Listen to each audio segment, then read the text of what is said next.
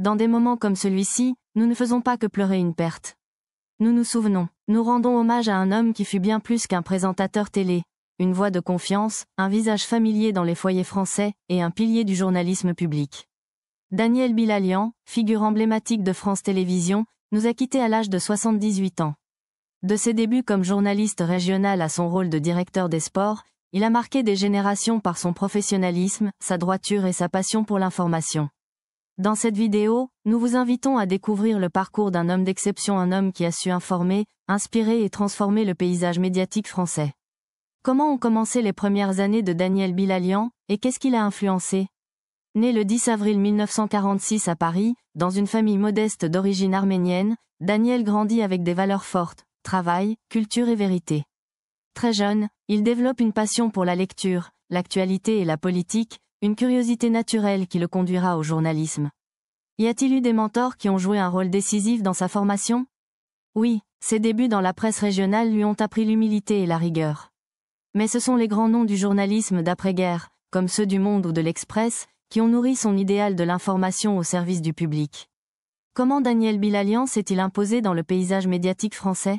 Il entre à l'ORTF dans les années 1970, et rapidement, son sérieux, sa clarté et son sens de l'analyse le font remarquer. Dans les années 1980, il devient l'un des visages les plus connus du journal télévisé d'Antenne 2, devenu France 2. Quelles ont été ses plus grandes réussites professionnelles? En 2004, il est nommé directeur des sports de France Télévisions. Il modernise la couverture des événements sportifs, met l'accent sur la qualité éditoriale, et obtient les droits de diffusion de grandes compétitions. Sa vision a profondément marqué la télévision publique.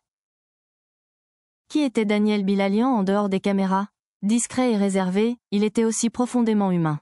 Il accordait une grande importance à sa famille et s'engageait dans des causes comme la liberté de la presse, le sport pour les jeunes et la mémoire arménienne. Voix masculine. Et sur le plan personnel? Il était un mari aimant, un père dévoué. Même s'il parlait peu de sa vie privée, ses proches racontent qu'il trouvait dans sa famille un équilibre essentiel pour mener sa carrière exigeante. Comment est-il perçu aujourd'hui, après son départ? Voix féminine. Les hommages affluent de tous horizons. Collègues, journalistes, personnalités politiques et téléspectateurs soulignent son intégrité et son influence. Pour beaucoup, il était une boussole morale du journalisme français. Y a-t-il une anecdote qui résume bien sa personnalité? Lors d'un journal télévisé dans les années 90, le prompteur tombe en panne. Daniel continue à présenter l'actualité de mémoire, avec calme et précision. Ce moment symbolise son professionnalisme et sa maîtrise absolue de son métier. Finally, Daniel Bilalian s'est éteint, mais son empreinte demeure. Il nous laisse un héritage de rigueur, d'élégance et de fidélité aux valeurs du service public. À l'heure des infox et du sensationnalisme, il restera comme un repère, celui d'un journaliste qui n'a jamais trahi sa mission. En évoquant son parcours, nous célébrons plus qu'une carrière, nous rappelons ce que peut et doit être un journalisme exigeant, humain et porteur de sens.